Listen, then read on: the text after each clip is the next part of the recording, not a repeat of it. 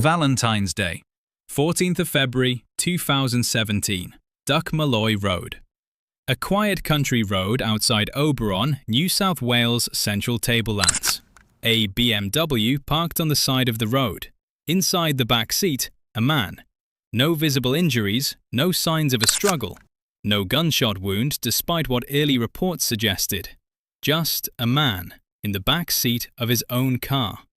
Dead. The man is Ricky Ciano, 35 years old, former president of the Rebels Motorcycle Club Liverpool chapter, a man who had survived a $500,000 assassination plot involving a fake pizza delivery, 2 sawn-off shotguns, an automated firearm with a silencer, and ballistic vests, and walked away because he simply did not open the door.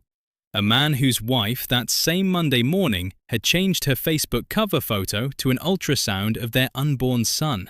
A man who by Tuesday night had not come home. A man whose body would not be found until Valentine's Day, 2 days after he died. The court would later be told he was a man with 2 lives. On one side, a loving family man who hated needles and did not take intravenous drugs. On the other, a former bikie boss who organized a meth cook and had an oxycodone addiction he kept secret from everyone who loved him.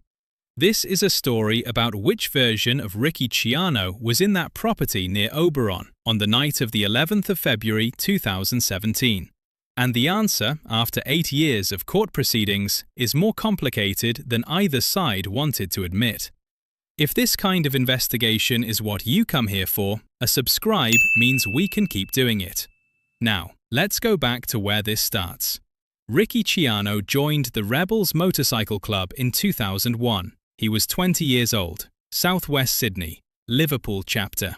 Over the following 14 years, he rose to become chapter president, the kind of position inside an outlaw motorcycle club that is earned through demonstrated loyalty, willingness to absorb consequences, and the capacity to command respect in an environment where respect is enforced rather than given.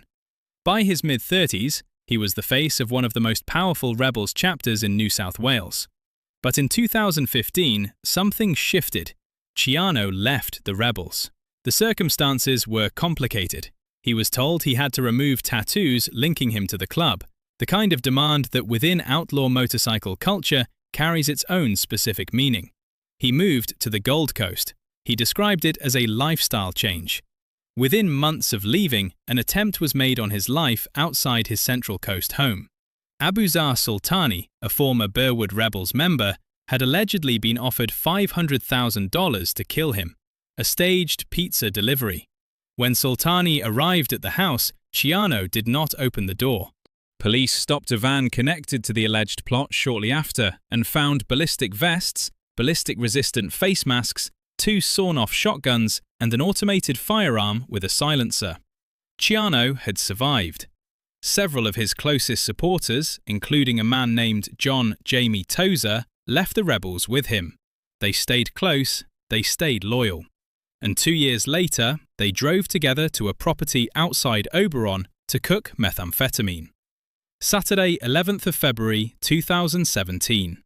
Ricky Ciano is driving toward Oberon. He is stopped by Highway Patrol Police en route. He returns a negative breath test. He does not appear to be under the influence of drugs or alcohol. He is waved through. He drives to the property. John Jamie Tozer is already there.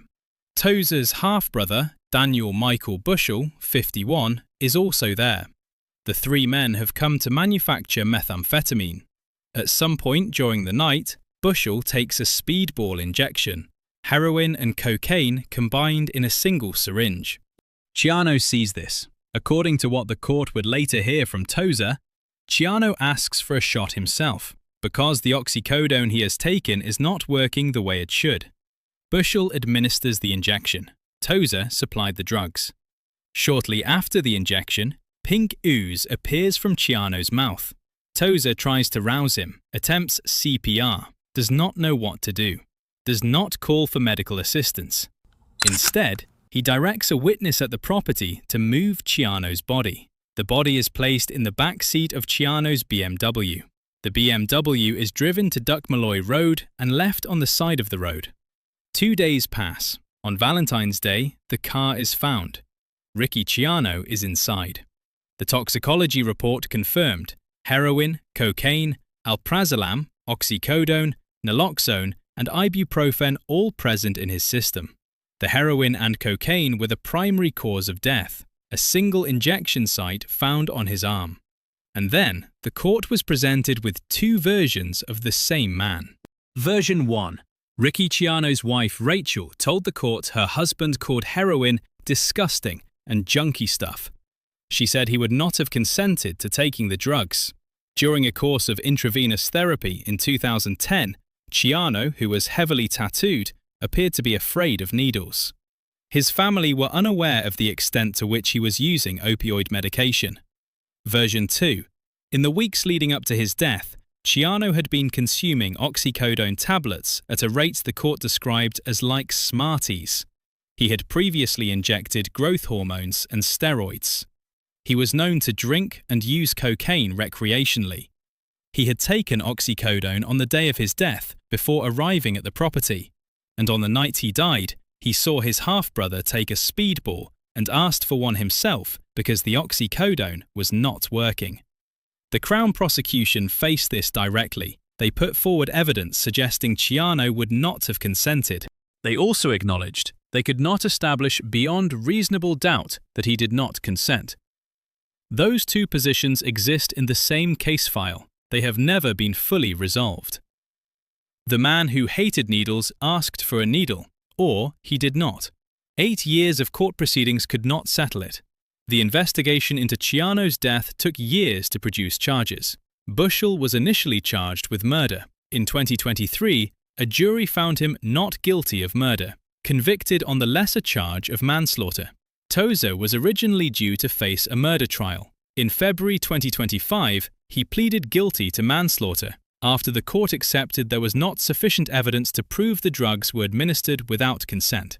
On Thursday, 24 April 2025, both men appeared in the NSW Supreme Court via audiovisual link from separate jails. They shared a short, friendly greeting before Justice Richard Weinstein appeared to deliver sentence. The court heard Tozer describe Ciano as his closest friend. He said Ciano died in a drug cook that went wrong. He said after the shot, pink ooze came from Ciano's mouth. He tried CPR, he did not call for help, he directed someone to move the body. Bushell received 9 years for manslaughter. Tozer was sentenced separately. Both have since indicated their sentences were unjust. Tozer's appeal to the Supreme Court, arguing the sentence was disproportionate, is the most recent chapter in proceedings that began with a body in a BMW on Valentine's Day 2017. 3 Supreme Court judges have now made their decision on the appeal. The outcome sits in the public record. On Monday morning, the day after Ricky Ciano was last seen alive, Rachel Ciano changed her Facebook cover photo to an ultrasound, their unborn son. She had revealed the gender to friends and family less than 2 weeks earlier. Friends were posting congratulations. She was responding warmly, discussing baby names, clashing with her husband over what to call their son. Hours later, the mood changed. She logged into Ricky's Facebook account and posted a message asking if anyone had seen or spoken to him in the past 2 days. His phone had gone quiet after a text at 8:20 p.m. Saturday night. He said there was a blackout and his phone was running low. She was expecting their first child together in July. She was still waiting for him to come home. His body was found on Valentine's Day. Their son was born into a world where his father was already gone. Rachel told the court Ricky would not have consented to the injection. The man she knew hated needles, called heroin disgusting, would never have asked for a speedball. The court could not prove she was wrong. It also could not prove she was right. The court described Ricky Ciano explicitly as a man with 2 lives. The court did not resolve which life was present on the night of February 11, 2017. The man who hated needles, or the man consuming oxycodone like Smarties. The devoted husband and expectant father, or the former bikie boss who organized the meth cook. The man Rachel described, or the man Tozer described watching take a speedball because the oxycodone was not working. Both versions are supported by evidence in the public record. Neither cancels the other out. What the record does show, clearly, his body was moved from the scene by direction of the man described as his closest friend. No medical assistance was called. He was placed in the back seat of his own car and left on a country road. And it took 8 years, 2 trials, 1 guilty plea, multiple appeals, to reach a finding of manslaughter for both men involved. Nobody was found guilty of murder. Here is what the public record of Ricky Ciano's life and death actually shows. A man who survived a $500,000 assassination plot because he did not open the door. A man who left one of Australia's most powerful outlaw motorcycle clubs and survived the immediate aftermath. A man who built a life on the other side, a wife, an unborn son, a future that looked different from everything that came before. And then drove to a property outside Oberon to cook methamphetamine with his closest friend and his friend's half-brother. The 2 lives the court described were not separate. They were the same life, running in parallel, hidden from each other, maintained through the effort it takes to keep 2 versions of yourself from ever meeting in the same room. Until one night in February 2017, they did. The world that built Ricky Ciano as a bikie boss and the world that had him consuming oxycodone like Smarties in secret both arrived at the same property on the same night. His wife is still waiting for the court to tell her which version of her husband asked for that injection. The court has said it cannot tell her. That is where the record ends. What do you reckon? Is it possible to fully leave the world you built? Or does it always find a way back in?